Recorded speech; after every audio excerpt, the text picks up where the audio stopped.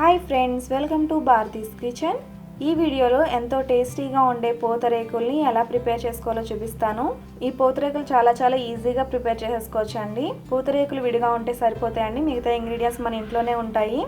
ఈ పూతరేకులు ప్రిపేర్ చేయడం చాలా కష్టం అనుకుంటారండి, కానీ ఈ పూతరేకులు చుట్టడం చాలా ఈజీ అన్నమాట.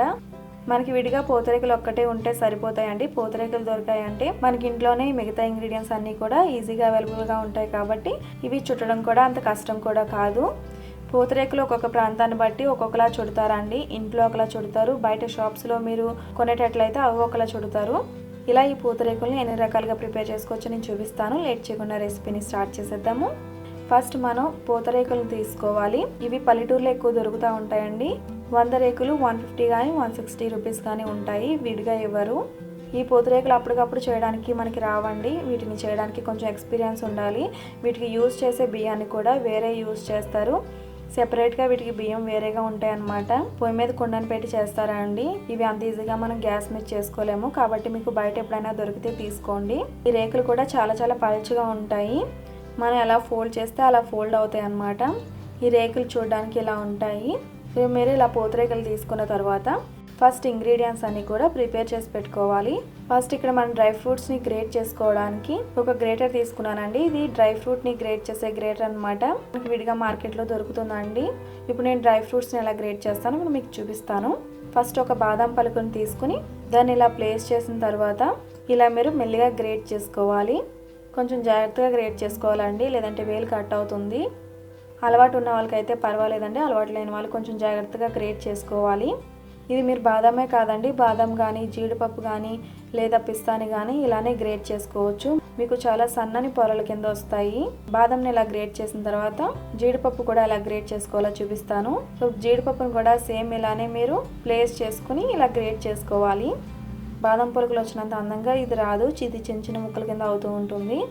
బాదం మొత్తం కూడా ఇలా గ్రేట్ చేసి పెట్టుకోవాలి. సన్నగా ఇలా గ్రేట్ చేయడం వల్ల మీకు ఇలా చాలా సన్నటి పొరల కింద వస్తాయి.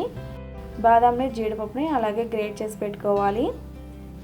బాదంని జీడిపప్పుని ముక్కల కింద మనం పూతరేకులు వేస్తే పూతరేకులు విరిగిపోతూ ఉంటాయి. మీరు ఇలా సన్నగా గ్రేట్ చేసుకున్నా పర్వాలేదు, లేదంటే ఒక మిక్సీ జార్లో డైరెక్ట్గా వేసుకుని గ్రైండ్ చేసుకున్నా పర్వాలేదు. కొద్దిగా కోర్స్గా గ్రైండ్ చేసుకోవాలి. నెక్స్ట్ కరిగించిన నెయ్యిని తీసుకోవాలి. నెక్స్ట్ బెల్లాన్ని తీసుకోవాలి. ఇక్కడ నేను ఆర్గానిక్ బెల్లాన్ని యూజ్ చేస్తున్నానండి. బయట మనకి మార్కెట్లో ఆర్గానిక్ బెల్లం పొడి దొరుకుతుంది కదా, నేను అది యూజ్ చేస్తున్నాను. మీరు ఇలా ఆర్గానిక్ బెల్లాన్ని యూజ్ చేసుకోవచ్చు, లేదంటే మీకు గట్టి బెల్లం ఉంటుంది కదా, అచ్చు బెల్లం అంటారు కదండి, అది మీరు చిన్న ముక్కలు కింద చేసుకుని గ్రైండ్ చేసుకుని పొడి చేసుకోవచ్చు. పూతరేకుల కోసం ఆర్గానిక్ బెల్లాన్ని కానీ లేదంటే అచ్చు బెల్లాన్ని గ్రైండ్ చేసి కానీ యూజ్ చేస్తారు. నెక్స్ట్ పంచదార పొడిని కూడా తీసుకోవాలి. ఇక్కడ నేను 2 రకాలు చూపించడానికి బెల్లం అలాగే పంచదార 2 కూడా తీసుకున్నాను. పూతరేకుల్ని చాలా విధాలుగా చుడతారండి. ఫస్ట్ నేను పాత రోజుల్లో పూతరేకుల్ని ఎలా చుట్టేవారో చూపిస్తున్నాను. ఫస్ట్ ఏదైనా పల్చటి తడిగుడ్డని తీసుకోవాలి. వాటర్ని బాగా స్క్వీజ్ చేసుకున్న తర్వాత మాత్రమే ఇలా వేసుకోవాలి. నెక్స్ట్ ఈ తడిబట్ట మీదే విడివిడిగా ఒక్కొక్క రేకుని పెట్టుకోవాలి. సో ఈ డైరెక్షన్లో పెట్టుకోవాలి. పూతరేకుల్ని ఇలా అరేంజ్ చేసుకున్న తర్వాత బాగా పల్చటి తడిబట్టని ఇలా వేసుకోవాలి. ఇది ఎక్కువసేపు ఉంచాల్సిన అవసరం లేదండి, జస్ట్ 5 సెకండ్స్ పాటు ఉంచితే సరిపోతుంది. ఇలా చేయడం వల్ల పూతరేకులు చాలా సాఫ్ట్గా అవుతాయండి. మీరు ఎలా ఫోల్డ్ చేస్తే అలా ఉంటాయి అన్నమాట. ఇలా కొంచెం పూతరేకులు సాఫ్ట్ అయిన తర్వాత ఒక రేకుని తీసుకోవాలి. దానికి ఇలా నెయ్యిని స్ప్రెడ్ చేసుకోవాలి. నెయ్యిని స్ప్రెడ్ చేసుకున్న తర్వాత ఇంకొక రేకుని పెట్టుకుని మళ్ళీ నెయ్యిని స్ప్రెడ్ చేసుకోవాలి. నెయ్యిని అప్లై చేసిన తర్వాత పంచదార పౌడర్ని వేసుకోవాలి. పంచదార పొడి వేసిన తర్వాత ఇక్కడ చూపిస్తున్న విధంగా ఫోల్డ్ చేసుకోవాలి. నెయ్యి వేయడం వల్ల మనకి ఇది ఎలా ఫోల్డ్ చేస్తే అలా ఫోల్డ్ అవుతుందండి.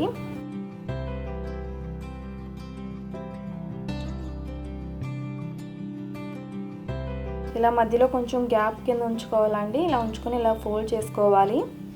పాతకాలంలో ఇంట్లో చేసుకునేటప్పుడు అయితే పూతరేకులు ఇలాగే చేసేవారు. మా అమ్మగారు అయితే ఈ ప్రాసెస్లో చేసేవారు. తడిబట్ట వేయడం వల్ల పూతరేకులు సాఫ్ట్ అవుతాయండి. అవి మీరు ఎలా ఫోల్డ్ చేస్తే అలా ఫోల్డ్ అవుతాయి. నెక్స్ట్ మీకు ఆత్రేయపురంలో పూతరేకులు ఎలా చుడతారో చూపిస్తాను. ఫస్ట్ ఒక రేకుని తీసుకుని దానికి నెయ్యిని స్ప్రెడ్ చేసుకోవాలి. నెయ్యిని స్ప్రెడ్ చేసిన తర్వాత గ్రేట్ చేసుకున్న డ్రై ఫ్రూట్స్ని వేసుకోవాలి. బాదంని జీడిపప్పుని పిస్తాని కూడా వేసుకోవచ్చు. డ్రై ఫ్రూట్స్ వేసిన తర్వాత మళ్ళీ ఇంకొక రేకుని పెట్టుకోవాలి.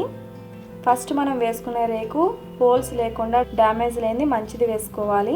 నెక్స్ట్ మనం రెండోసారి వేసుకునే రేకు సగం ముక్కు ఉన్నా పర్వాలేదు, లేదంటే చిన్న చిన్న హోల్స్ కింద ఉన్నా పర్వాలేదు. ఫస్ట్ వేసుకునే రేకు మంచిది వేసుకుంటే సరిపోతుంది. అంటే అన్ని రేకులు కరెక్ట్గా ఉండవు కదండి, దాన్ని బట్టి మీరు వేసుకోవాలి. నెక్స్ట్ ఇంకొక రేకు పెట్టిన తర్వాత కూడా కొద్దిగా నెయ్యిని స్ప్రెడ్ చేసుకుని కొద్దిగా బెల్లాన్ని కూడా వేసుకోవాలి. రేకు మొత్తం స్ప్రెడ్ చేయాల్సిన అవసరం లేదండి, కేవలం మధ్యలో వేసుకుంటే సరిపోతుంది. ఇలా మడతలు లేకుండా సైడ్స్ని క్లోజ్ చేసేసుకోవాలి. ఇది మనకి బయట మార్కెట్లో దొరికే పూతరేకులు ఇలానే చేస్తారండి. ఎస్పెషల్గా ఆత్రేయపురంలో అయితే ఇలానే చేస్తారు. నెయ్యి కొంచెం సరిపడి వేస్తేనే ఇది ఫోల్డ్ చేస్తే మీకు విడిపోకుండా ఉంటుంది. ఇది స్పెషల్ ఆత్రేయపురం పూతరేకు అనమాట. నెక్స్ట్ ఇంకొకటి కూడా మీకు ఎలా ప్రిపేర్ చేసుకోవాలో చూపిస్తున్నాను. ఫస్ట్ నీట్గా ఉన్న రేకుని వేసుకుని నెయ్యి స్ప్రెడ్ చేసుకున్న తర్వాత డ్రై ఫ్రూట్స్ని వేసుకోవాలి. నెక్స్ట్ ఇంకొక రేకుని పెట్టుకుని మళ్ళీ నెయ్యిని స్ప్రెడ్ చేసుకుని కొద్దిగా బెల్లాన్ని కూడా వేసుకోవాలి. నెక్స్ట్ ఇలా చూపిస్తున్న విధంగా ఫోల్డ్ చేసుకోవాలి. ఇవి మనం ఇంట్లోనే ప్రిపేర్ చేసుకుంటాం కాబట్టి మనకు నచ్చినట్టు ప్రిపేర్ చేసుకోవచ్చు అండి. నెయ్యి ఎక్కువ వేసుకుని పంచదార తక్కువ వేసుకుంటే చాలా బాగుంటాయి. అలానే చాలా చాలా హెల్దీ కూడా. మనకి బయట మార్కెట్లో దొరికేవి నెయ్యి తక్కువ ఉంటాయి, అలాగే షుగర్ కానీ బెల్లం కానీ ఎక్కువ ఉంటాయి. మనం ఇంట్లోనే ఇలా చాలా హెల్దీగా చేసుకోవచ్చు. మీకు ఇప్పుడు డ్రై ఫ్రూట్స్ ఎలా ప్రిపేర్ చేసుకోవాలో చూపించానండి. ఇప్పుడు డ్రై ఫ్రూట్స్ లేకుండా ఓన్లీ బెల్లంతో బెల్లం పూతరేకులు ఎలా ప్రిపేర్ చేసుకోవాలో చూపిస్తాను. ఫస్ట్ 2 రేకుల్ని వేసేసుకోవాలి. మీరు ఒక రేకు వేసుకుని దానికి నెయ్యిని రాసి మళ్ళీ ఇంకొక రేకును కూడా వేసుకోవచ్చు, ఎలా అయినా చేసుకోవచ్చు. నెక్స్ట్ రెండో రేకు వేసిన తర్వాత నెయ్యిని అప్లై చేసి ఇలా బెల్లాన్ని వేసుకోవాలి. ఎటువంటి మడతలు పడకుండా నీట్గా ఫోల్డ్ చేసుకోవాలి.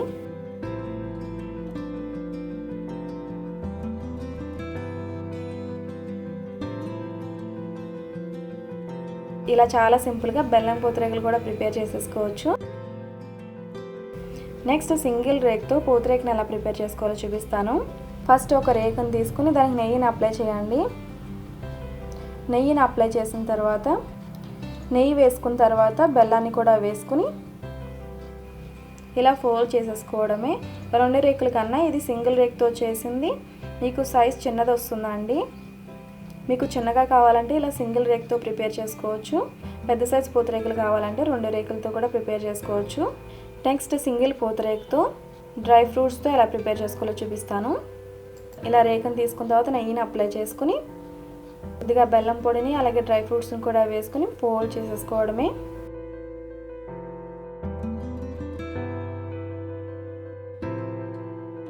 ఇది చాలా చిన్న సైజ్ డ్రై ఫ్రూట్ పూతరేకు అనమాట. నెక్స్ట్ సింగిల్ రేకుతో పంచదార పూతరేకు కూడా చూపిస్తున్నాను.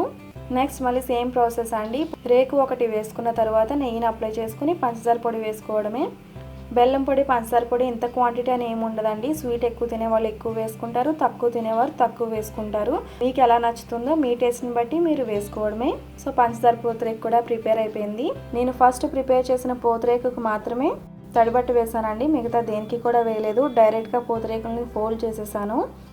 మీరు నెయ్యిని రేకుకి సరిపడినంత స్ప్రెడ్ చేసినట్లయితే మీ పూతరేకు మీరు ఎలా ఫోల్డ్ చేస్తే అలానే ఫోల్డ్ అవుతుంది.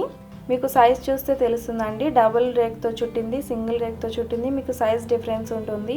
సో ఇలా మీరు మీకు నచ్చినట్లుగా మీకు ఎలా కావాలంటే మీ టేస్ట్కి తగ్గట్టు అలా చుట్టుకోవచ్చు అనమాట. ఈ పూతరేకుల్ని చూసారు కదండి, పూతరేకుల్ని ఇలా చాలా చాలా ఈజీగా చేసేసుకోవచ్చు అనమాట. ఎప్పుడైనా మీకు ఈ రేకులు కనపడినప్పుడు తప్పకుండా తీసుకుని ట్రై చేయండి. పూతరేకులు చేయడం చాలా ఈజీ అండి, చాలా చాలా క్విక్గా కూడా అయిపోతాయి. బయట మనం ఎక్కువ కాస్ట్ పెట్టి కొనే కన్నా ఇంట్లోనే ఇలా ప్రిపేర్ చేసేసుకోవచ్చు. చాలా చాలా ఈజీగా మనకి నచ్చిన విధంగా మన టేస్ట్ తగ్గట్టు మనమే ఇంట్లోనే ప్రిపేర్ చేయొచ్చు అనమాట. సో ఈ రెసిపీని మీరు కూడా తప్పకుండా ట్రై చేసి మీ ఫీడ్బ్యాక్ని నాకు ఈ వీడియో కింద కామెంట్ సెక్షన్లో తెలియజేయండి. ఈ రెసిపీ మీకు నచ్చితే తప్పకుండా లైక్ చేయండి. రెసిపీ ఎవరికైనా హెల్ప్ అవుతుంది అనుకుంటే రెసిపీని ఫ్రెండ్స్ అండ్ ఫ్యామిలీస్కి తప్పకుండా షేర్ చేయండి. మరిన్ని రెసిపీస్ కోసం నా ఛానల్ సబ్స్క్రైబ్ చేయండి. అలాగే తర్వాత వచ్చే బెల్ ఐకాన్ కూడా క్లిక్ చేయండి. Thanks for watching.